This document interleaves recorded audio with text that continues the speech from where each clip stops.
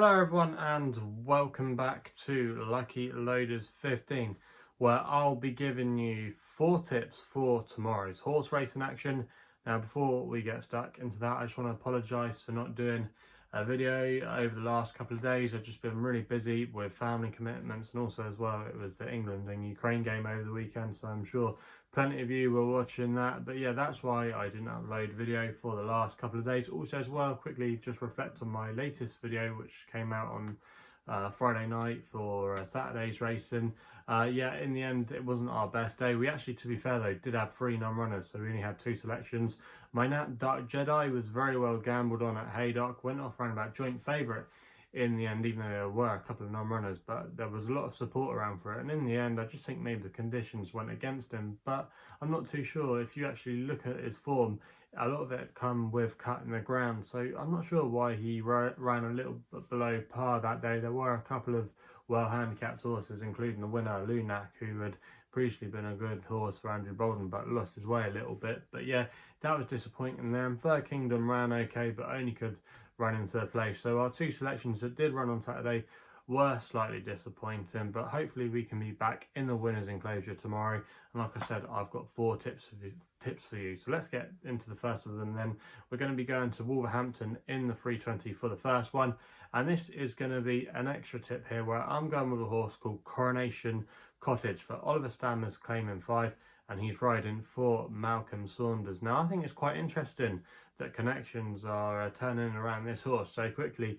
Was last seen running at Newbury last week in a Class 5 apprentice race, but that was the first time that Ollie Stammers had been booked for the ride, and it's interesting that they're going to be keeping him on again. They must think that he can get on quite well with the horse, and this horse really, I think, could still have a bit more to come on the all-weather, because if you actually look at the profile of this horse, it's actually only ever been tried 6 times on the all-weather, but has actually won one of their starts, and also as well, when it hasn't won, it has been making the frame. So I do think this mare does have the ability to be a major player in this race tomorrow, and not a bad draw to work from either in still 6. If this horse can be handy and prominent, which I think it can be, likes to be ridden that way, I think it might be able to get an easy time of things up on the front end. And sometimes when we get to this time of year, I always find that the all-weather surfaces, it can sometimes be quite hard to come from the rear of the field, and there is quite a bit of a lack of pace in here. So I do think Coronation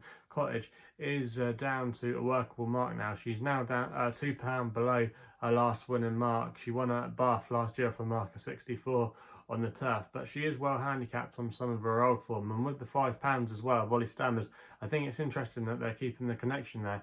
And I think at 5 to 1, that's not a bad price there, and that's why I'm going to recommend this horse, Coronation Cottage, as my first tip of the day. We then head over to the action at Pontefract, where they've got a good card tomorrow.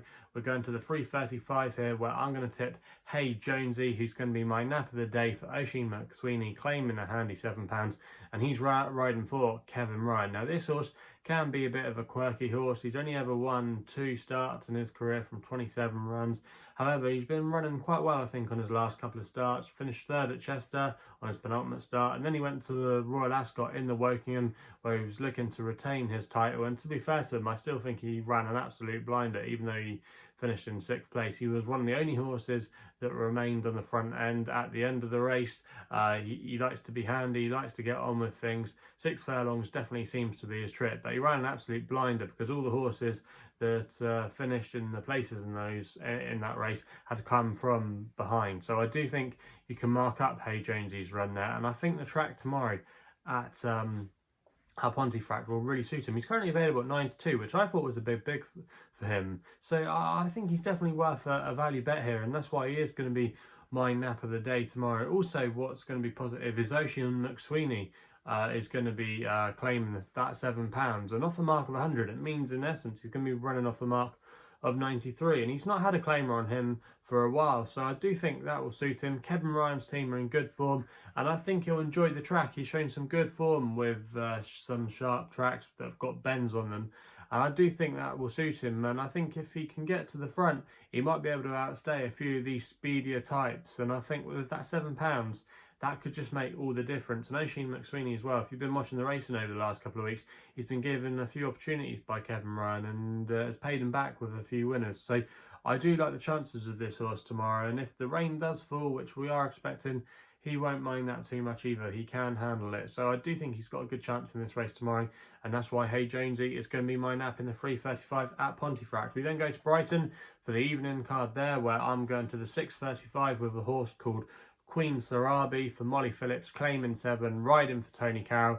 Now this horse is off bottom weight in this race tomorrow, off a handicap mark of 51, but with that £7 claim means it's going to be carrying an absolute featherweight on its back. Now this horse is going to be taking on a few informed rivals, including the likes of Tell Me Your Story, who is actually the favourite at the moment, around about 5-4 shot, but I just think there could be quite a bit of pace on in this race.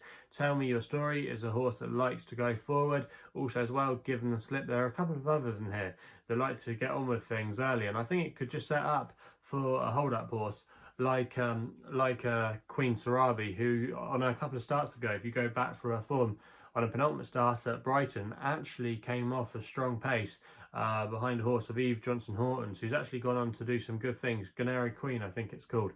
But that was actually a good run that day, and subsequently has run okay since. Probably just didn't quite stay the 7 furlongs on her next start at Salisbury.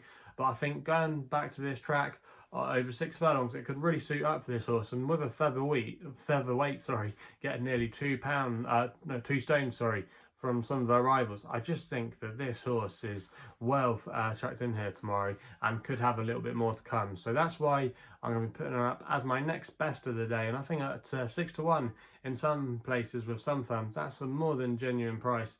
And I think she'll be there or thereabouts come the end tomorrow. So that's going to be Queen Sarabi in the 6:35 at Brighton. We then end the video with my long shot of the day. Runs in the 6:45 at Uttoxeter for a bit of jumps action there. I thought Caffe Macchiato, if I can pronounce that. I'm not really a coffee lover myself, but I thought this horse had a good chance in the 6:45 at Uttoxeter for Alan Johns and Tim Vaughan, currently available at 10-1 at the time recording with SkyBet, Paddy and Betfair, who offer him 4 places on this race, and I'm going to recommend a 0.5 each way selection here as my long shot of the day. Now this horse, you do have to give him a couple of runs, especially at Ludlow and also as well at Seville, where he did finish 4th. But I think in both of those runs he did show a little bit of ability, and he's gone down the weights now. He's been given a rating of 83, which I do think could be within his comfort zone. If you actually go back and watch the Ludlow race, I went and watched back the race replay earlier, I thought he actually travelled into that race really well, but it was kind of a tactical affair because the winner ended up getting an easy lead and making all, and it was quite a small field that day, and I think this much larger field will play to this horse's strengths. I think it will really help him get into the race. He's a horse that can be a bit keen, a bit buzzy, but I think a strong pace would really suit him tomorrow. And if they do get a little bit more rain at Uttoxeter tomorrow, I think that'll play to his strengths as well, because he won over on the flat in France, showing some good ability, and I think he's still relatively unexposed.